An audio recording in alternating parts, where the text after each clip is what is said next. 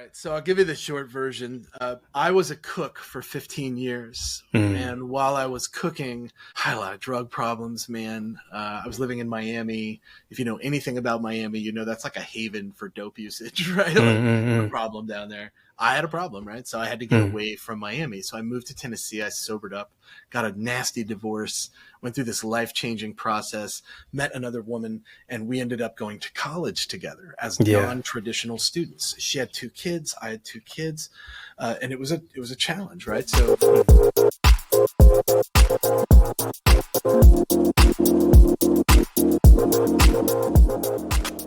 hello, listeners and watchers, and welcome to a very, very special chapter in the SDR Disco Call show. This is one I have been waiting a very long time for.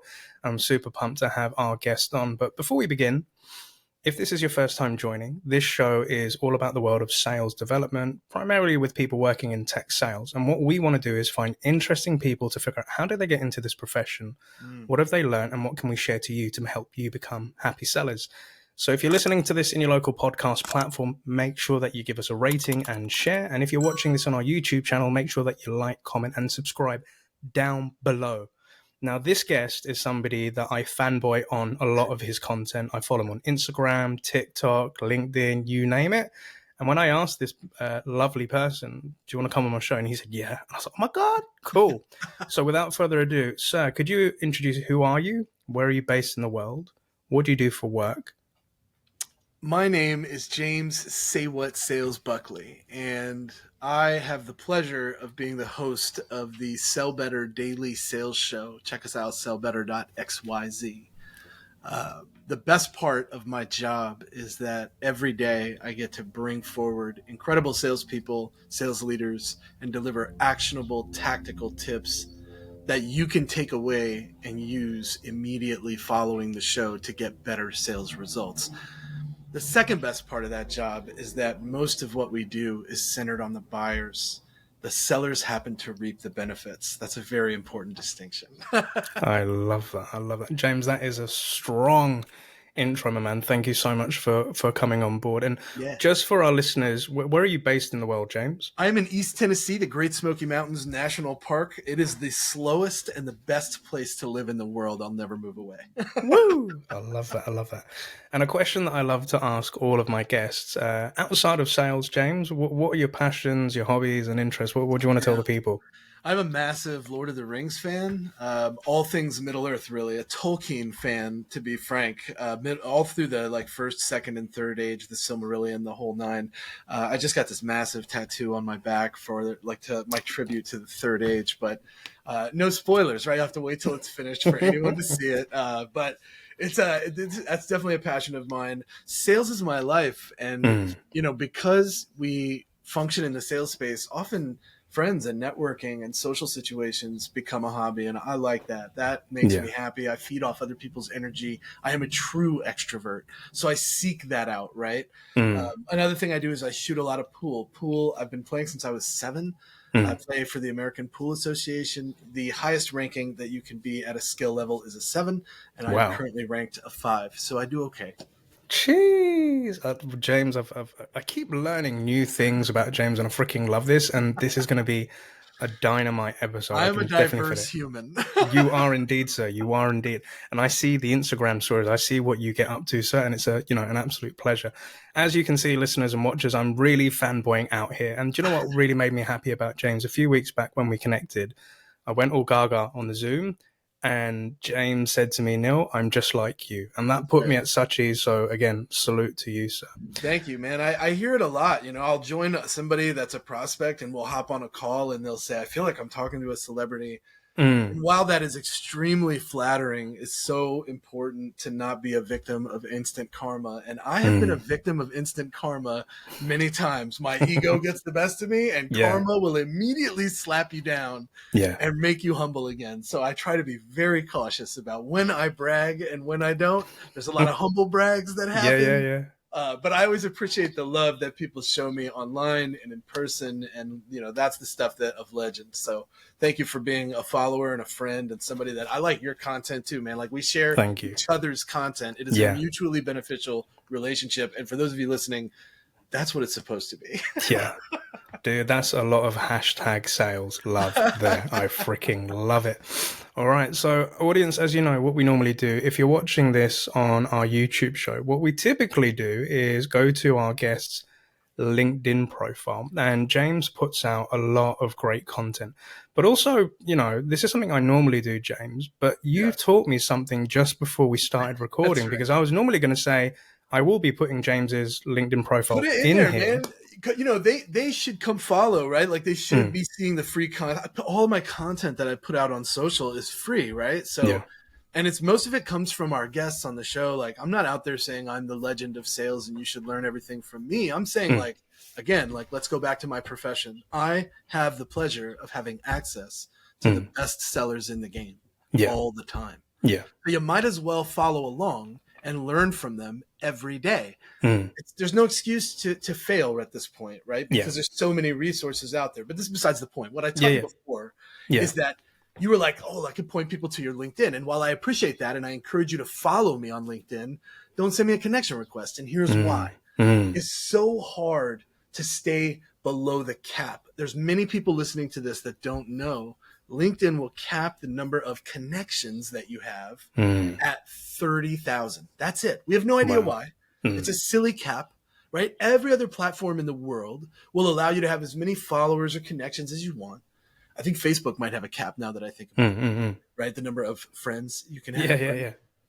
But you can have millions of followers, right? Anybody can follow, right? So that's the whole, and this bothers me as a seller because when you're building a network, you want to build a network full of your prospects, people that buy from you. Even when you move, you find people that you're already connected and you try to sell something to them. That's the point of having the network. Right? So I'm very selective about who I allow into my network and why. And I remove people from my network all the time because they're bystanders and I don't want bystanders in my network. I'd rather be an engaged person that's in my network. So I tell people hop over to Instagram and follow me there because I can have endless followers there. Yeah. And it doesn't, or TikTok, right? I have a TikTok as well. You're going to see some fitness stuff there. I've been on a health journey lately that's just been bananas. I've dropped 30 pounds in 5.5 months, which is nuts, right? So, and listen, the health journey thing too, like everything goes up and to the right. I think what we're talking about here already, and we're on to this like major theme, is this idea of like career growth and trajectory. And I think that's the thing that most sellers, especially new sellers, don't see, right? They see the job, but they don't see the career and where it can take them. We'll get into that as we talk about 100% sales, I'm sure. This is just lit. I'm really geeking out here, but thank you for teaching because as I said, before we started recording, I didn't know there was a cap on that, but still having the ability to follow. And anybody can follow, but connections are so sacred when you get up to that 30,000, when you get close to it, you start like really getting picky about who joins your network. 100%. And I think another point why it's very important to be multi-platform and not just have one place, but be available, to other. Again, we'll get into this. But I call that pollination, right? Yeah. One network feeds another, right? The bees come and they follow. I get a lot of messages on Twitter that say I follow you on LinkedIn. I get a lot of messages on Insta that are like, I follow you on Twitter, right? You're like one network, one flower, but the bees just go from flower to flower. I love that. Well, James, coming back to, the man, the myth, the legend, like the journey. So, looking at your LinkedIn, working at Serious Insight, being a BD manager for Ringlead, board of directors on Uncrushed podcast, working with Sell Better, Mr. JB, etc. In your own words, can you tell us how did James Buckley get into sales and what has that journey been like, sir?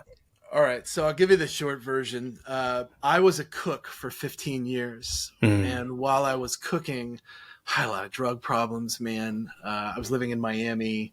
If you know anything about Miami, that's like a haven for dope usage, right? Like, no problem down there.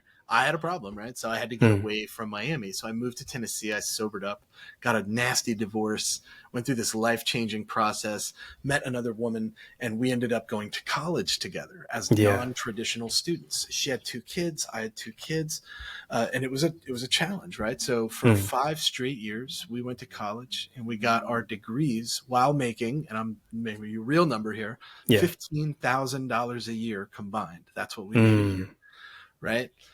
And we made it. We made ends meet. We made the magic happen every day. Like we were happy. It was fine, right? I graduated from college, and one of the editors that was on the school newspaper that I wrote for while I was in college puts on Facebook that a software company in East Tennessee is hiring SDRs. I'll say it again. A software company in East Tennessee, just so that you can get that. That was actually said to you on this show. Yeah. Anyway, I met Brandon Bruce and Jason Hubbard. They were the founding marketing VP and COO of Cirrus Insight, which was a application that integrated Salesforce with your inbox. I knew nothing of Salesforce. I hadn't been in tech since like 2006 when I left the University of Miami as a telecommunications specialist. That's back in the Windows XP days, for those of you that remember that. Yeah. Active Directory. Oh my gosh, right? So here we are, right? Where I'm like, I'm dabbling in tech. And then I moved to Tennessee and I graduated from college, changed my life, get a tech job, right? But I'm calling people. Now, in and out of these kitchen jobs, I did door-to-door sales. Sometimes you don't want to be in 113-degree heat. So you trade it out to do a sales job. Well, little did I know, most of those were going to be door-to-door. And I was going to be in 110-degree heat walking around anyway. So here I am, working pest control, door-to-door residential, AT&T, and Winstead Marketing, doing door-to-door B2B, driving around the southern United States, doing mom and pop shop upgrades, get another phone line for your credit card machine, so on and so forth. I did really well, door-to-door, B2B, door-to-door residential. So here I take this tech job, fast forward to like 2014, 2015. And now I'm sitting in the air conditioning. There's a ping pong table on my right. There's bean bags, right? Like I'm like so comfortable making calls in the AC. So I'm 2 days into this job and I'm sitting in a room next to an account executive who would later become our vice president of sales. And his name was Aaron Riley. And he said, man, you sound so good on the phone. You're going to be so good at this. Fast forward like 2 years and I became the top performing SDR. From there, I ended up taking over the SDR team. Our previous SDR manager moved to a more technical role for support. And we ended up, ending up moving from the company. We sold the company and I ended up moving to Ringlead in 2019 at the end. And then I took over a business development team at Ringlead, which was a lot of fun. I got to go to New York all the time. And the people I was working with were just so incredible at Ringlead. They ended up being purchased by ZoomInfo, right? And now they work with ZoomInfo directly. And I ended up working with John Barrows the whole time that I was creating content in and out of this. John Barrows, Morgan J. Ingram, Chris Merrill, Megan Forgion, the team at JB Sales, what was JB Sales, was watching, right? And like, I just thought we were friends and like going to the same events and like we, vibe, like what's up, like we spent time together at events and stuff. Little did I know that they were like, we should bring James on. So I got wind of it and I did nothing, right? Be still and just wait and see what happens. So then at the end of 2019 in December, I got a call from John and the words that he used were amazing. He said, the way you make people feel is amazing. You want to do it with me? Yeah. And I was like, let's do it, right? You had me at hello. Let me know when to put my 2 weeks and I'll put my 2 weeks in. So I did. And we went off into the sunset and we all did what we were doing. And then boom, 4 months later, COVID-19 hit. I thought it was done, right? I thought it was awesome. Any moment. Same here. Hey, this didn't work out. What ended up happening was we pivoted and we started this media arm because we had to go virtual. And we had been virtual to some extent for some time prior. Yeah. Like we were delivering anyway. But this became like a series of webinars and we were doing like 4 a month, like once a week. And then it was, 2 a week. And then it was, let's do a daily show. So many naysayers. Yeah. So many. We're like, never going to happen. Right. Yeah. But think about your favorite talk shows. They air every day. Yeah. And they get the ratings every day, right? And Mm. why? Because it's Mm. good, because it's useful, because you Yeah. like it, because it makes you feel good. Yeah. We can do the same thing for salespeople. So Yeah. we did. And that is when Chris Merrill said, let's just go this other direction and let's do Sell Better. Sell Mm. Better is currently the longest running daily sales show in existence. Now, if you had told me when I was out there knocking on doors, or Mm. even when I was cold calling Salesforce administrators trying to sell them on inbox integration, if you had told me Yeah. that I would have landed a job with one of the best sales trainers in the world, Mm. and then began building a media company with my friends that would become one of the most respected sales organizations in the market today, I would have told you were full of crap and that would never happen, because I Yeah. don't deserve that. Yeah. Jeez. So that is, and I think now my listeners will understand why I feel this is an important episode to have, and it's great to have. That's a fellowship right there, James. I It's freaking my love family. that. That's my chosen family. Yeah. And I think, there are so many elements within that journey. And again, feel free to push back on any of the questions that I ask here. But I Why would I think, do that? but it's one where, you've been very honest at the beginning, like, before moving out Miami, there was this problem. And, Yeah. hands up, I've had my demons in the past as Hey, we all well. do, man. We got to own it. If you're We going to do, get we do. past it, you better own it now. We do. And I think the reason why I want to just quickly touch upon this is it wasn't until I got into sales did I find out about substances and other things. And I've had friends that have been affected by this. I've been affected by this. I was lucky. I got into it much younger, so I was able to move past it in my adult years. Yeah. Do you mind if me just asking, like, in terms of the recovery, what was that process like for you, James? And then when you got into that Oh, job we can and talk about it, man. yeah, please. Separation was the biggest decision I made. I had tried to wean myself off of the problems I had for a long time, and it just, bad habits, right? Bad people, you get wrapped up in stuff. And before you know it, you develop these habits. The best thing you can do is remove yourself from that environment and put yourself in a completely different environment. Now, you can take that to any extreme you like. For me, moving from Miami to East Tennessee slowed my life down considerably. In the country, people are not in a hurry. In the country, there is no hustle. In the country, it's unlikely that you've got a neighbor that's less than a mile away. Yeah. Right? So the chances of me being able to have like a network of people to draw problems from, pretty small. Yeah. That worked out for me. Some people take it to another extreme. I have a friend that moved to Taiwan. I have another friend that moved to Korea. I have another friend that ended up in Russia, right? These people just needed a different life. Yeah. That's the best decision that you can make. You think you need that old life. I promise you don't. In fact, you'll find out later in life that you'll switch more times than once Yeah. and have multiple lives. And I believe that wholeheartedly. We all have multiple lives that we live. 100%. And a lot of love and respect for that. And, I think in my early days where I had a few problems, and that stemmed from my days in music and hanging around with rock and roll stars and whatnot, I picked up a lot of bad No habits. name drops? No name drops, Neil? No name drops. No name drops. But I will share something after we record this episode. I've got something to show you. But, going into sales, I met a lot of people where, let's just say, certain substances were just the norm, like in sales kickoffs or, catching up or bonding on the weekend, drinks after like the office hours and stuff like that. And I have seen it grab some people, and I've had to have chats with some people to say, be careful with this stuff, man. Like, there's all about I don't having even bother fun. anymore, man. Yeah. Yeah, if they want that information, I'll give it to them. But Yeah. I have found that as I've aged, I have learned to allow people to make decisions and not assert my opinion as if it matters. Most of the time, it doesn't. Right? So and I see this meme all the time, right? Of like, even if you tell me that 2 + 2 is 6, I'm like, you're right. Yeah. Get best of luck to you. Yeah, right? yeah. Like, I see that meme. That's when you hit like mid 40s. That's how you feel. Yeah. Like if suddenly your circle shrinks even more, right? And you're fine with it. Yeah.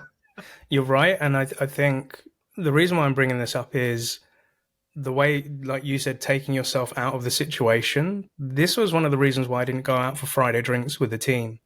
This is why I didn't go to certain events, because I was just like, to keep myself safe, I don't want to be put in those environments. So here's my thing is that I did the same thing for a long time, and then I reached a point where I was able to do it, and I'll just have soda, or I'll just have water, or I'll just have like ginger ale with lime in it. Like, hey, can you make mocktails? Like mocktails. My friend Lindsay Boggs, we do the mocktails, man. Like, we love that stuff, right? Yeah. Now, don't get me wrong. Like, alcohol was never an issue for me. It was drugs that was a problem for me, right? So like, some people are able to turn that stuff on and off, and I commend those people. They don't have an abuse problem. I had an abuse problem, and that's why I had to separate myself. So I want to be very clear. I'm not judging anybody that can dip their toe in the waters and then stay dry. I'm not judging you. Yeah. But I am not that person. So when I see it, I'm ready to bounce. I don't need to be around it. I'm not tempted, but it's best if I'm not in that situation. Why insert myself at that risk level? I love it. Thank you for sharing and being honest and open about this. This isn't something I've ever really spoken about in the show. People need to hear this shit, man. Yeah, everybody they do. goes through it. Like most people have been through that. You'll find if you were in a room with people and it was dark in there and you were like, raise your hand if you had a substance abuse problem, you'd be amazed at the amount of honesty in that room if no one can see their hands go up. Yeah, 100%. Whew, sir, thank you. I appreciate that. So moving on to the next bit of that journey where he was working in this AC'd office, you're working in this thing called SDR, and you got this guy saying to you, do you know what, you're going to be really great. Yeah. What was going through your mind where, you'd come out of the kitchen and you're doing this tech thing and it's something called an SDR? Like, how are you wrapping your head around that at that point? So I was fortunate because, as I said, in and out of the kitchens, I had experience in sales. So when they explained to me that this is just a sales job, suddenly everything was like, oh, I never like, so I should back up, right? As a kid, as a young person in Miami, I also made some calls for some credit card companies. I was a headset wearer, the little boop goes off in your ear, and then you talk to somebody and you have a script that you're reading that's pinned up in your cubicle that's this big, right? It's a very frustrating job, and you never know who's going to chew your ass on the other end of the phone. Well, the same thing happens in door to door. Right? You never know what's going to happen when the door opens. It could be a monster that comes out of there. I've been attacked by dogs. I've had guns pointed at me. Like, Jesus. No idea. Yeah. Door to door is a different monster all around, man. I'll tell you, there's so many no soliciting signs, and what do? You just blow right by them. That's the way it goes, right? So you go, I didn't see it. So here we go, right? Like, as we were talking before, as we move through these roles, I was very fortunate to land in this role that I kind of had a little bit of a context. It also, and I'll point this out to any hiring managers that might be listening, or folks that are shopping to break into tech sales and they want to know what's the best way to get that skill set up. I'll give it to you right here. Go work at a restaurant for a while. And if you're hiring, go out to eat and interview the people that are serving you your drinks and your food. Restaurant people and bartending people make the best salespeople. Want to know why? They have no problems talking to strangers. Yeah. They have been walking up to them for years. Hi, welcome to Applebee's. What can I get you to drink? Hi, thanks for coming to Chili's. Can I start you off with some fajitas or ultimate nachos? Hi, welcome to Texas Roadhouse. My name's James. I'll be your server today. You can tell that I've done it a time or two. Yeah. Right? These people make excellent cold callers because if you give them something to say, they can say it with no fear whatsoever of what that stranger thinks. They've done it in person forever. Picking up the phone, that's a breeze. Yeah. Do you know what? You're right, because, again, trying to relate to that, my days of working at Pizza Hut, being the guy, we was in a delivery store, so it was speaking to customers, busy on a Friday night, you'd have irate people. But I was also the delivery guy that got on the delivery bike and had to go knock at the doors, and I was going into, different apartments, meeting different people, and there were some very, very fucked up situations that have happened as a delivery driver. But it was that thing of you're just meeting people, you're exchanging, you're talking. And even if I was the guy that dealt with the angry customer on the phone and ended up being the guy delivering it, they wouldn't know that I was the same person, but I just wanted to look them in the face and be like, he's being a dick to me. Here's your pizza. I want a tip. Here's your pizza. Thanks for coming in. I managed a Taco Bell for a while, and I remember that several times somebody would ask me to remake something that was made incorrectly, and I would remake it for them, and then when I turned around, they would throw it at me. Oh, shit. No way. Yeah. It's amazing, right? Because these are the same people that work tech jobs themselves. Yeah. And that's why I've always had this mentality of never be a dick to a person that is serving your food because they have a lot of control with your food. But like if I'm in a restaurant, if somebody drops something or doesn't clean up the table, like when I finish a meal, I pack up the plates together and cups so that when the person comes along, they're able to take it. Always be kind to people that serve you your food. That's Number one rule. If anybody's never seen the movie Waiting, it's one of the best, most accurate movies about what it's like to work at a restaurant. And if you've never worked at a restaurant, everyone that's ever worked at a restaurant that you're sitting around can tell. Yeah. I love that. I love that. I love that. This is awesome. One of the best interview tips that I ever give is if you're interviewing somebody, meet them for lunch and get to the restaurant early and ask the waiter or waitress, ask the server to mess their food up a little. Here's what you're looking for. How do they respond?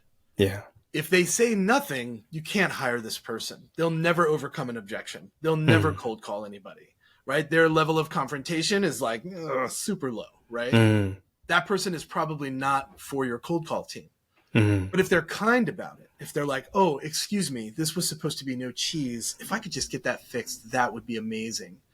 That's a great person that you need on the phones with your prospects. If they're aggressive, right? How hard is it to take a food order?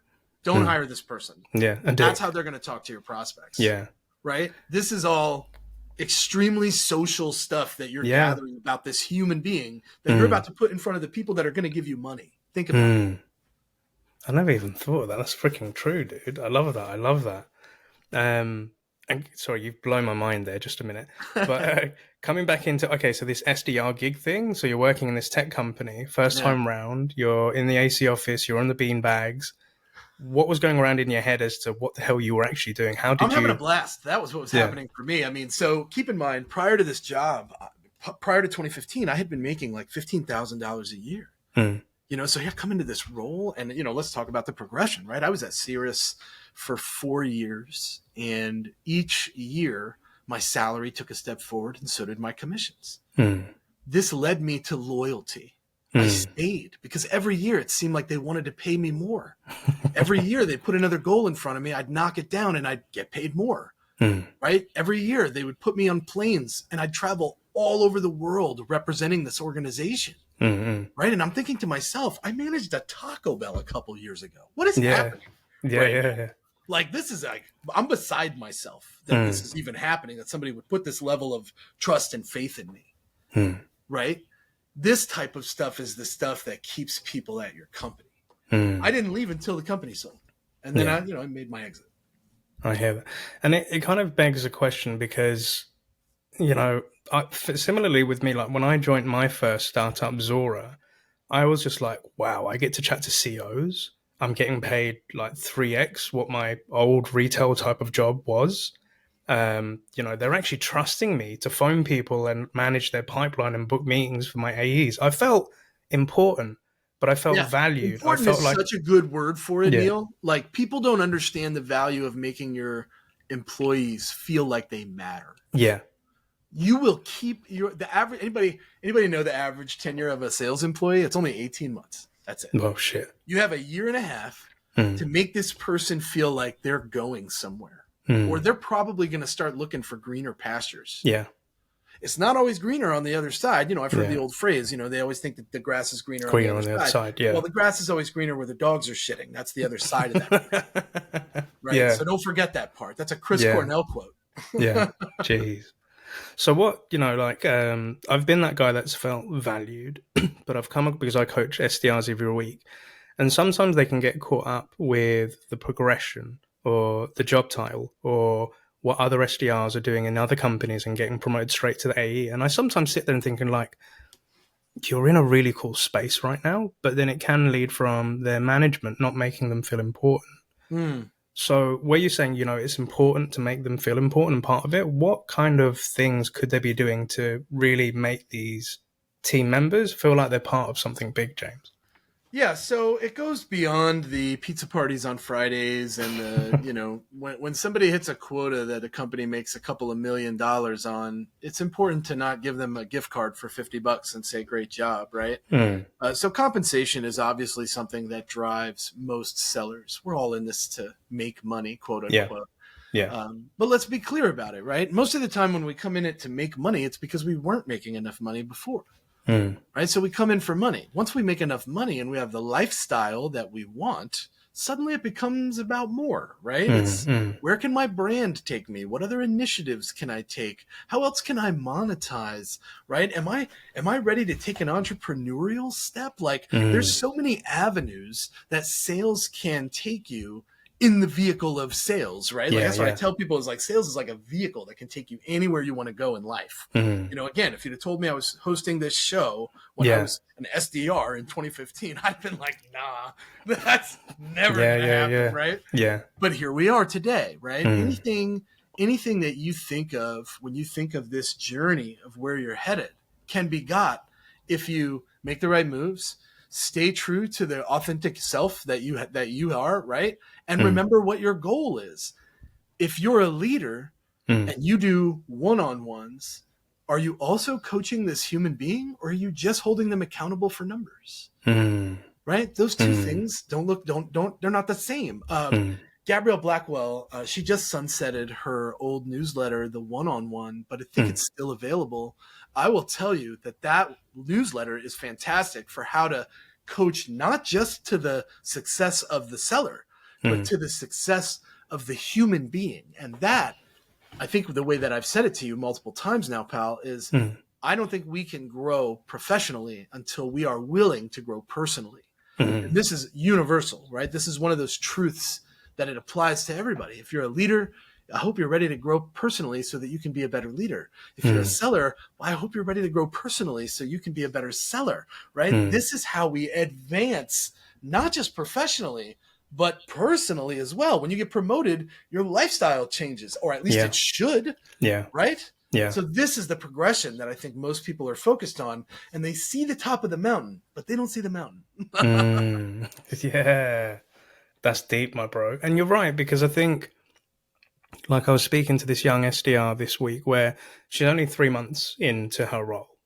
And, this was all new to her. But the backstory was she came from a background where money wasn't always there for the family. They went through tough times and everything like that. And she's grateful that, she came out of doing a nursing job and then now coming into tech sales. It's scary as hell.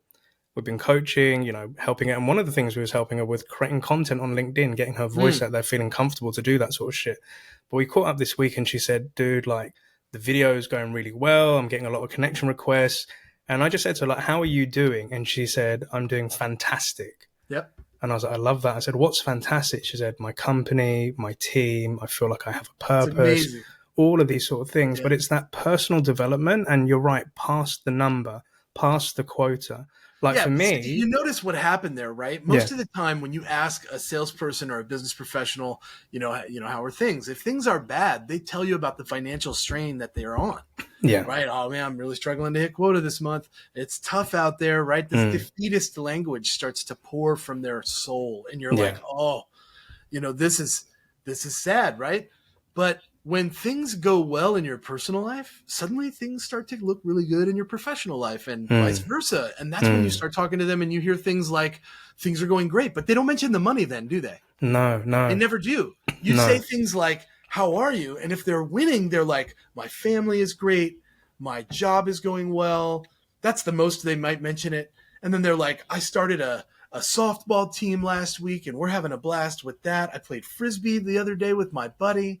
Right? We're playing golf next weekend. You hear all kinds of stuff about how great it's going, but none of it is monetary. When you hear about monetary strain, that's when they're like struggling. Shit's hard. Right? Yeah. Yeah, shit's hard. Yeah. You're so right. You're But it's so hard right. in all aspects.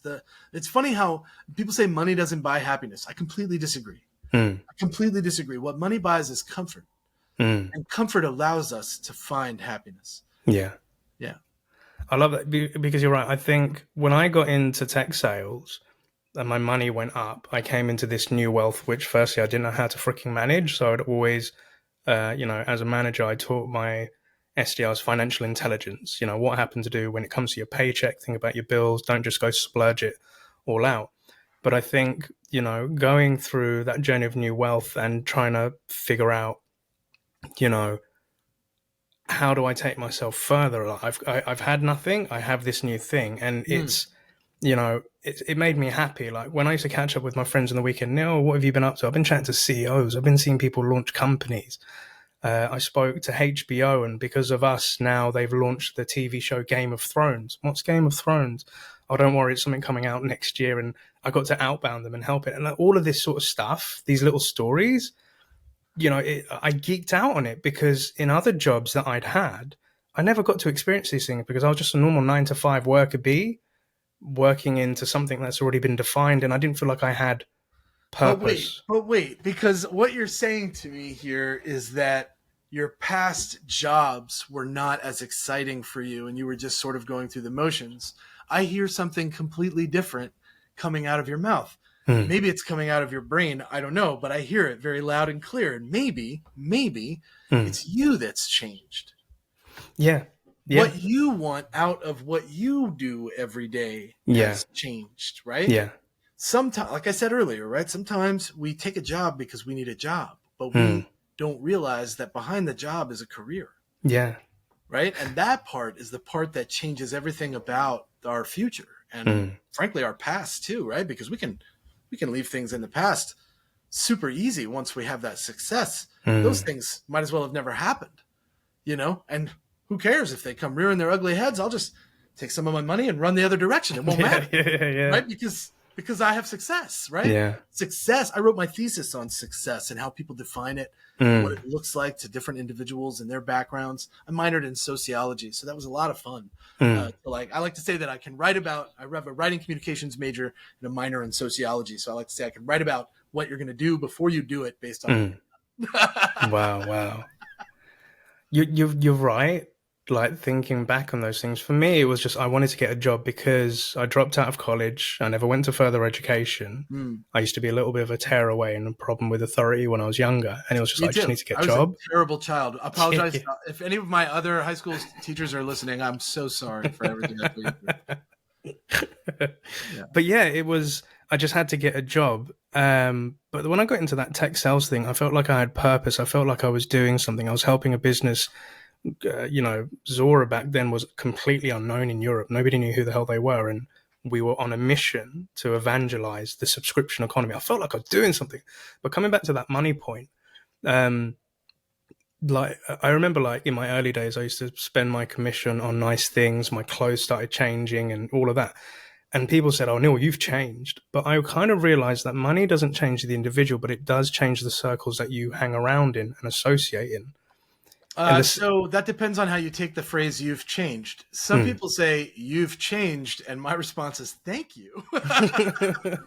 Yes, I have. Isn't that amazing?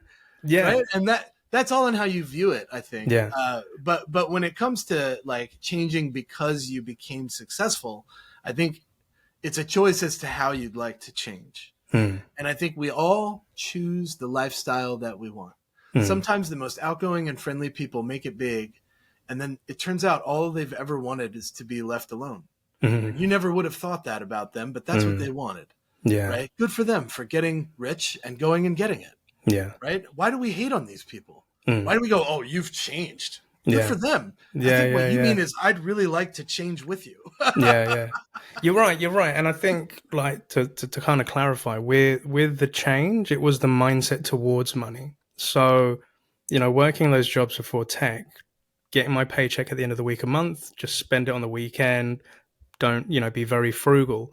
But then when I started seeing AEs closing 200K North deals and I started hearing millions, I wasn't talking about thousands, our company were talking to millions. So if I went and bought a jacket for $300, I was like, yeah, that's cool. That's nothing compared to what I've seen these companies and everything make. But then, as I got older and thinking about putting stock options, investing in things, when I had my kid, I want him to have a future. My mindset on money changed quite a lot. So part of that is because a lot of money, the words "a lot of money" are relative. Nowhere is this more obvious than when I speak to college and high school students, and I speak to them a lot. Tell me more. So it's interesting when you say to a group of kids, "How much money do you want to make every year?" First of all, most of them have a hard enough time getting past the hourly rate. They don't even think in the terms of annual salary. And if you ask them to put that into terms, the numbers just vary across the board. You might say, how much do you want to make your first year out of college? And they'll say $25,000. And you'll say, that's not enough money to live on. Right. And then you'll go, what's the next number? And then, and they, of course, they go the complete other extreme. They're like, I want to make $1 million. You're like, best of luck to you. Right. There's a financial literacy that changes in us. Right. Just like when we start in sales, typically we start at an SMB model. Yeah. So we start selling average contract values of $2,000 and $5,000 and $10,000. And to us, we're crushing it, right? Yeah. Then we grow professionally and personally, and we become mid-market sellers, right? And now our ACV is between $50,000 and $100,000. And we're like, yo, this is another ball game altogether. Yeah. Enter year 5 of your sales career, and you're probably closing $1 million deals. Well, you don't live in that same ratty apartment, do you? No. Probably not. No. You've changed? Yeah. Indeed, I have. Thank you so much. Yeah. You're right. And do you know where this kind of rings true? Because my old sister, she used to work for local government, and I've been working in tech 10, 15 years, and I always said, come to the dark side, come to the dark side. Life can be so much more better. Yeah. And, she used to like make comments of like, no, you spend too much and, you're flaunting this and you're doing that. I said, well, if I've earned it, I'm happy with this, but I just don't see this as expensive things. And in the last year, she's now become an account executive for Microsoft. And I helped her, with her interview, her contract and everything like that. And now I see my sister and I'm kind of proud of her because like, she's not living a balling lifestyle, but she's doing good. Car's good. My niece is good. Her life is good. She's thinking about property. She's thinking about investing. And I sit back there and I'm like, the money hasn't changed you, but it's changed your mindset because now you're working at a big company where the ACV is huge. Like working for a big... She is growing both personally and professionally now, right? Those two things are symbiotic relationship. Yeah. I'm reminded of the 2 trees, first stage, right? Tell Perry and Moreland. We can talk about it. Yeah, please do, please. But the thing is, all right, so like imagine... with our audience right now. So, we've got SDRs, we've got salespeople, and they're hearing James and Neil talking about this professional development and this personal development. What advice would you give to somebody that's saying like, James, where do I start? How do I go about this journey of, bettering myself? Yeah. So one, I'll give you a couple of tips. One, read psych books on how your brain functions, how your mind works, right? Understand yourself. That leads me to my second tip. Become more self-aware.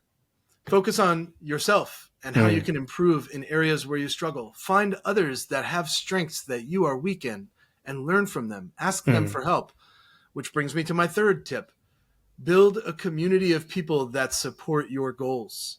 Surround yourself with others that are proud of your accomplishments.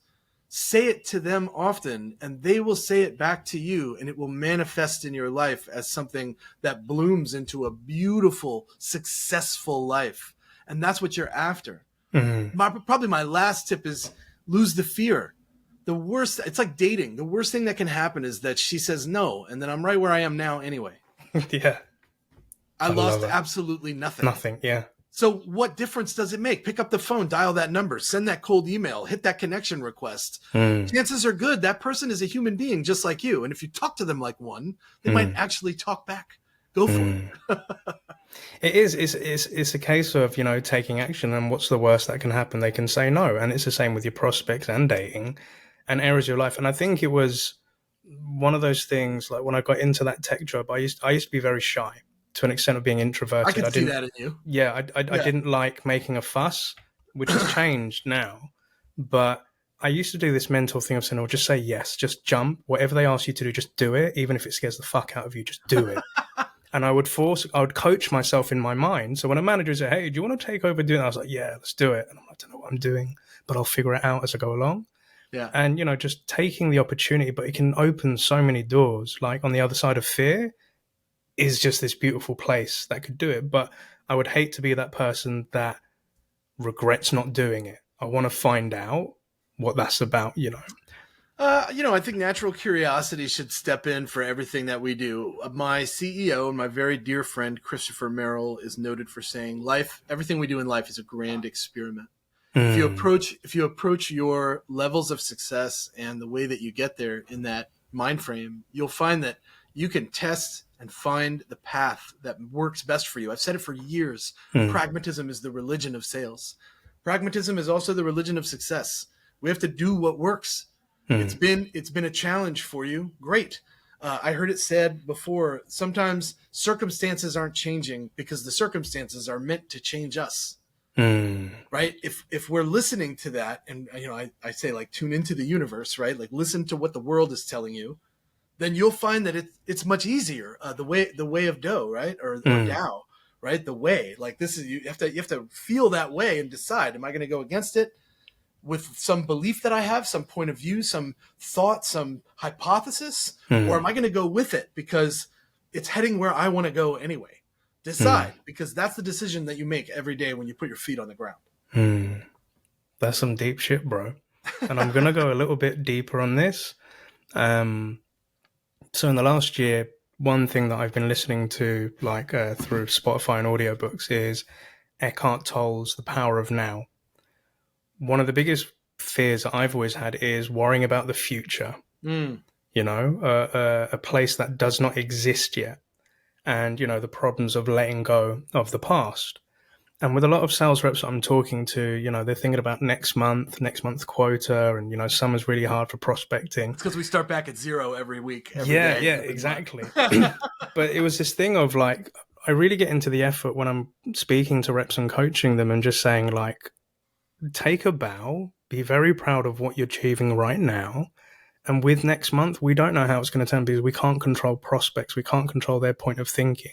So I think the question I'm trying to ask you, James, is, you're right, go out, take action. But how do you reduce your fear of the uncertainty of, what could go wrong or what could be happening? How do you manage that? Yeah, so this is where extra initiative probably comes into play. I have my hands and my mind in so much of what Sell Better is. And I like it that way because it's kind of my baby. I'm passionate about it. I love it. I live and breathe it just like the rest of my team does, right? Because I take so many extra initiatives and I wear so many hats, my contribution is not ever measured by just one thing. And this makes me very secure in my role.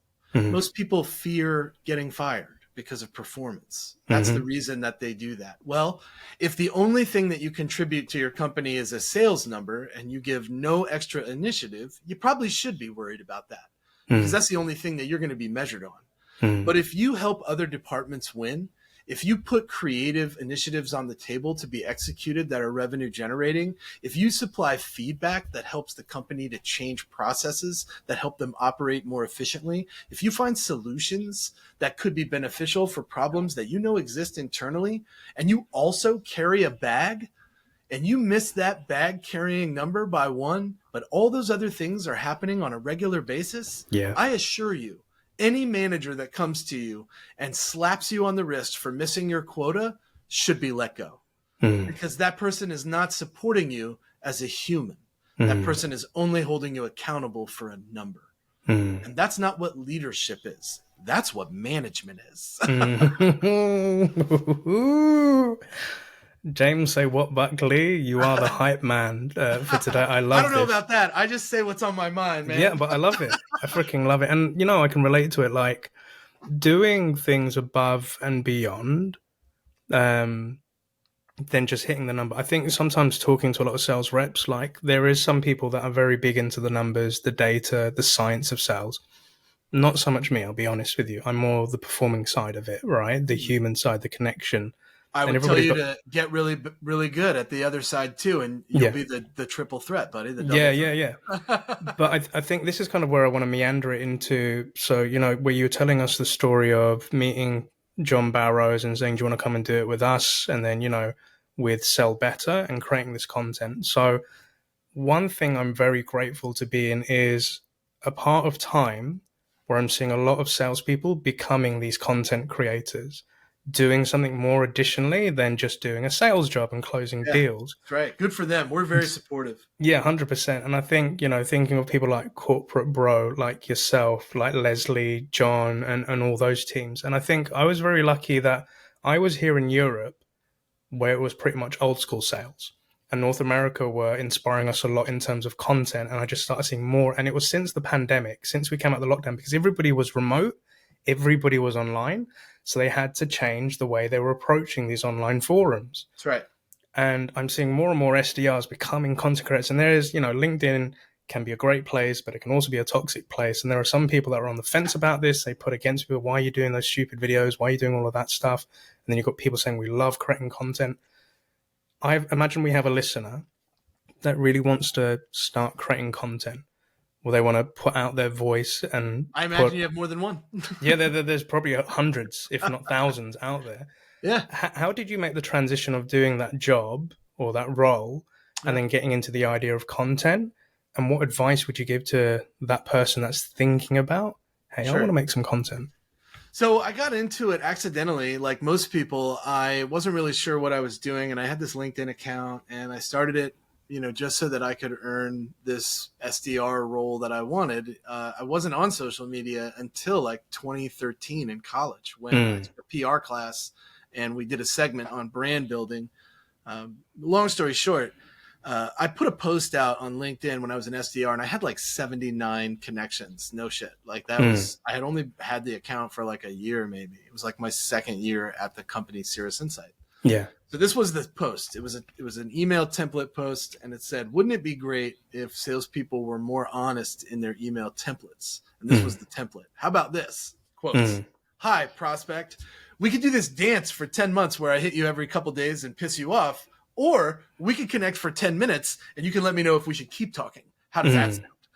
Well, I put it out in the afternoon, and I just hit share, and it was like one of the first things that I had shared that was like my own thought. When I came back the next day, it had like 200,000 reactions. Jeez. My connection requests were at like 99 plus, and I had hundreds of them.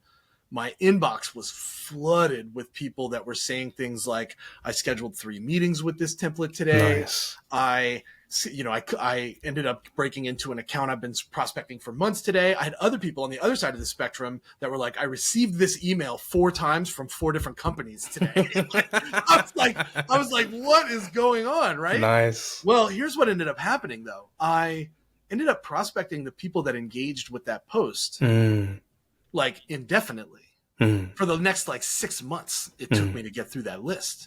I ended up scheduling like 80 meetings. And like, I had like a 60% close rate on those meetings. It was bananas.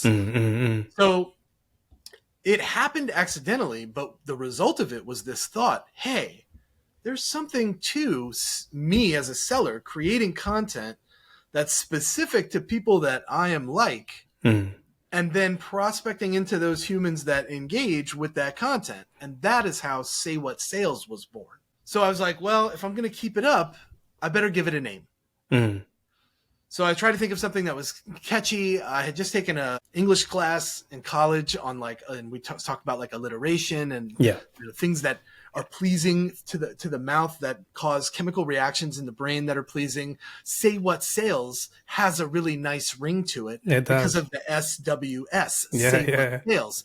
It follows a linguistic pattern that is unusual because it is consonant, Saywhatsales. Normally you see consonant, vowel in the English language, right? And you can see that when you spell out the entire word.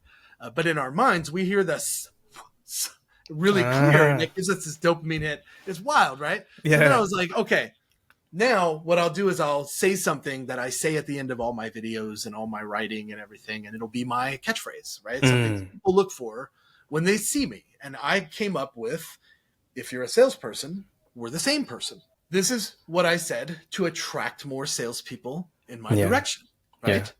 Well, obviously, I kept doing this, and it started to generate more and more pipeline. And keep in mind, what did I do? I posted a thought every day that was small and that I thought was like funny or relevant to sales. I held my phone in front of my face for years and just talked to the salespeople that would tune in. And it was always like, hey, I tried this today and I scheduled 3 meetings. Try it yourself and see if it works. Hey, I tried this today and it sucked. Don't do this, right? And that's kind of how it started. this became such a constant for me in my routines. Every morning I'd get up and I look at my list of ideas for sales content and I'd be like, what am I going to talk about today? What am I going to post about today? Yeah. And I'd hold my phone in front of my face and walk on my farm and I would talk to my audience and shoot it out there. And people were like, this is really helpful. Yeah. Right. So here's my tip. If you're out there and you want to get started, just put some stuff out there consistently that's relevant to your target audience. Yeah. Remember that you're not looking for prospects. You're building an audience. Yeah. Those two things aren't the same, but one does become the other to a certain extent. You hope that around 20 to 30% of your audience will eventually convert to a paid client. And that is where you want to start. Just begin creating with your target in mind. It doesn't have to be long, doesn't have to be well thought out. You don't need a million takes of your video. Be yourself, be authentic, get comfortable. Because this is the new age. And if you don't adopt this flow, content equals connection, connection to conversation, conversation to opportunity, opportunity to sale. If you're not going to follow that path, you are going to struggle to hit your number every single quarter because we buy from those we trust. Content is an avenue to get trust before they even speak to you. 70% of all buyers look to LinkedIn or some form of social media before they decide to give you time. 100%. Don't believe me? Look at your cadence and then go and look at who's visited your LinkedIn profile. Find me how many names match. #bars, Mr. Buckley. I love that because you're right with the creating content, and you're not trying to just get your prospects, but you're trying to build that audience. And again, coming back to the point of being multi-platform and being across different platforms, because when I saw everybody posting on LinkedIn, at that point I wasn't too confident to post stuff or strategies for selling. I did every now and then, but it was Instagram, it was the stories. But what I realized was the people on Instagram are not necessarily on LinkedIn. Similarly, people on TikTok are not always on LinkedIn. And I'm like, I was talking to somebody the other day about this. I said, what I get really excited about on LinkedIn is when I put out a post and a third degree connection likes it, because that is somebody way beyond my normal network with the people that normally look at my content, but I'm reaching people that don't know me yet. And as I've said to you before, your mantra, and again, I always have to make sure I get this right, where you say clients become friends quicker than friends becoming clients. I want to go out to the strangers that don't know me. That's right. And what I found over the years of when somebody's, paid for coaching with me or, they end up working with me somehow, one of the questions I ask them is, how did you come across me or why did you pick me? I've been listening to your podcast for a number of years. I've actually been watching your content on LinkedIn. I actually found you on TikTok. Or do you know what? It was through Instagram. Somebody shared a DM of something you posted, and that's why I picked you. But I've been watching you for about a year before I came and actually started using your services. And I love that shit. Dude, big fan of your content is like one of the easiest ways to break into a new account. And when you cold call somebody and they know who you are, it's amazing. They're like, oh my gosh, what can I do for you? How can I help you? It's the best conversation. You don't have to break down the wall. You don't have to crush down that barrier of, guard my time. You don't have to plow through that gatekeeper. These people are excited that James is calling them, that John is calling them, that Sarah is calling them. Sarah from Pareto. If you're not following Sarah Uy or Sarah Plowman, Sarah Plowman Uy, she just recently got married. But I'm telling you, she does Friday cold calls. Neil, you should have her on the show. I'm telling you, she's probably one of the best cold callers in the game right now. Yeah. And I love when she does the Friday cold calls because she is so authentic with it on the phone, talking to these people. And there are many moments where she's like, hey, you're going to hate me. It's a Friday cold call. This is Sarah from Pareto. And they're like, Sarah, I follow you. I'm a big fan. And she's like, really? That's amazing. She will land those deals. She will land those meetings because they know who she is. They know what she does. This is a key to success now and moving forward. So if you're uncomfortable with it, get comfortable with it. Whatever you need to do. And if you need help, I am available. I will talk to anybody and anyone about this. 100%. I love, and I love that. And again, if you could ever make an introduction, James, I'd love to have I will her make on the the show. introduction. Absolutely. Thank you. I think something weird happened to me a few weeks ago where I'm in my local town in South London and I was walking with my son and we had a weekend together and some random guy just approached me on the street and said, Neil. And I looked at him and I was like, I don't know this guy. And I'm with my kids, so I'm super protective. He's like, you're the happy selling guy on LinkedIn. And I was like, nobody in my hometown knows me as the happy selling guy, Neil. I was like, how the hell do you know me? He said, I follow your content. I'm thinking about getting into sales coach and I really like what you post. We should. And then my son went to me and said, Daddy, who's that? And I was like, I don't know. I really don't know, but he knows Daddy from Happy Selling work. And he was like, oh, okay. This happened to me with my family in New York City in Times Square, and it was first time that happened to me in that city. It's weird. It's happened to me in Wrigley Field in Chicago during a Cubs game, which you think is insane too, right? Like all those people, but this dude picked me out. In New York City, this guy picked me out in Times Square and was like, oh man, I'm a big fan of the show. Can I take a picture? I'm walking. Like minutes later, he posts the picture, tag me. I'm like, he asked my kid to take the picture, not knowing that she was my kid. It was wild, man. Yeah. Nuts. But that's what I'm saying to you, right? Like, and this is not, I want everyone to understand. None of this is to brag on our popularity or celebrity status. It's not about that. No. What we're talking about here is our ability to be a recognizable name and face in an industry where that serves us well, because our jobs depend on us being able to talk to strangers. Yeah. That's what we're talking about here. So I just want to be clear. Like, we talk about it and we laugh and it's fun, but we're not stroking our own egos here. We're talking about how well we've been able to succeed because we've put the work in to build a recognizable brand for a specific community, and everybody can do the same. There are too many platforms out there to not be doing it, and that's the truth. 100%. And I think just to add on to that, I think what's really important with your brands is to be approachable, right? So if somebody comes up to you to say hi, if somebody slides into DMs, one thing that I loved about you, James, was I knew that you had a lot of followers and you're probably a busy guy in demand, but you took the time to respond to me. And I was like, oh my God, James got back to me.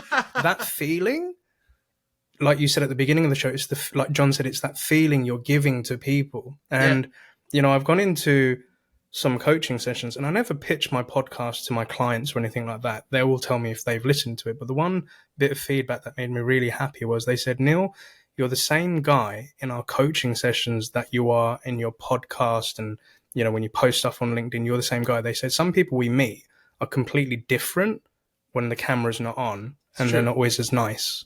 Yeah, I attend a lot of church services in this area. Tennessee is loaded with churches, and I like all the different ways that the message gets like delivered, right? Keep in mind, this is a hobby, right? Something I do because I enjoy it and it's fun. And what I've noticed is that as I move from church to church, some pastors, some preachers, some deliveries are static. They're the same all the way through. The Bible study, you know, everything is, and then the sermon kind of have the same vibe. But others, when the lights come on, if there's a broadcast, if they're putting it online, if there's lights and microphones and music, their personality does change quite a bit. They become much more electric. They jump around the stage a little more. They yell and scream. They're much more sweaty at the end, right? These are the same things that when that happens, there's this moment when you're in the pew and you're like, oh, it's a show. Got it. Right? These are the same feelings that our prospects get when we read scripts to them, when we send videos to them where our glasses are showing the document that we're reading. And the reflection. The reflection, And if you laugh, but I'm telling you that I coach people on this a lot, and it happens to me often. I literally have a call in like the next couple of hours here with somebody so that I can hurt their feelings about this video. And I tell them that too. I say, okay, I'm going to hurt your feelings. Are you ready? Yeah. Right? I turn the recording off and I hurt their feelings. But you know what? Almost all of them come back to me and go, James, I've sent X amount of videos since our call, and I have 8 meetings. I am the top performing SDR this month. And you're like, dude, I told you that you do it. Yeah. Right. And that for me, that's my why, man. I get up in the morning for that moment right there. I love that. I freaking love that. I love that. James, this has been one of the most electrifying episodes that I've ever done in the history of this show. So again, I'm very thankful to you for coming editing, on. Man. One take, Jake. Yeah, I know, dude. I know. So I think there's 2 points to put to this. Firstly, I want to ask your 3 tips, and then I want to give a bit of space to give more information about how to find you, sell better, what you guys are doing. Yeah. So So if we're thinking about that, James, say what Buckley, Miami, life wasn't that great, and he's about to start this journey. What 3 bits of advice would you give to a younger version of yourself? Yeah, so I think the first piece of advice I'd give to myself is get off the hard stuff easy, faster. Don't wait. Don't have to leave the city that you like to be able to be sober, right? Like that would be my first piece of advice. But the second piece of advice would be slow down. I always wanted things to happen fast, and I think most people want things to happen fast. You know what I've learned? It's so much better when they happen right. Mm. Mm, mm. So you enjoy it much better. They say the wine tastes the sweetest for those in whose troubles it was fermented. I think that's Lord Elrond. Anyway, but that's my second piece of advice. Nothing I ever gave a shit about happened overnight. So slow down, take your time, walk, don't run, enjoy the view. It's a journey. All those cliches. That would be my other one. My third one would be kinder. I used to be a bully, and I was mean, and it was because I was sad and I was angry at the way my life turned out. And then when I met my wife now, and we began a life together, I really did learn what happiness was. And that changed everything for me. It's a choice. When you put your feet on the ground every day, what kind of day are you going to have? Are you going to be happy today? Or are you going to let things destroy that happiness? I choose the former every day. And those things that come up against me are nothing. They fade away in my happiness. And that's a beautiful life. So I would recommend that you focus on that. That would be my 3 pieces of advice. Amen to that, brother. I love that. I love that. All right. So I want to give a bit of space now for you, James, to tell us a little bit more about how can we find you, connect with you, and, you being a host at Sell Better. Tell us more about that as well, please. Absolutely. So you can check us out. Sellbetter.xyz is the website. And on the top left, you're going to see the daily show. There are 2 places to go there. The first one is to see what's upcoming, and you can sign up and pre-register for any upcoming show that's listed. Right next to that, you're going to see the on demand. This is where you can go and you can watch all of our past videos. So be specific. There's a little search bar there, and you can be like, I want to be a better cold caller. And you can type cold call in there, and it'll bring up all our cold call videos. You can be like, I need to get better at negotiation, and it'll pull up all the negotiation shows that we've done. You can do it with LinkedIn Sales Navigator, prospecting as a whole, email, cadence, you name it. Be specific with the skill you want to develop, and I promise you, you're going to find it right there at sellbetter.xyz. That's the best way to get the most value. And I'll also say connect with me at Saywhatsales. I am a human being on all social media platforms. You will never get an automated message from one of my networks. And if you do, tell me about it. I want to hunt that person down. And I can vouch for all of that. And I will be putting all the links to find James within the show notes. So please do check them out. Give him a follow. And he is a genuine guy. I can definitely vouch for that. So I also want to say a massive thank you to our listeners, watchers, fans, and subscribers for joining us on this special episode today. If you're listening to this in your local podcast platform, please make sure that you give us a rating and share it with somebody. And if you're watching this on YouTube, what will really help us out is if you give us a like, comment, and subscribe down below. But Mr. James Say What Buckley, thank you so much for coming on this episode. I wish you an awesome weekend, my friend, and most importantly, happy selling. My pleasure, pal. Thanks for having me.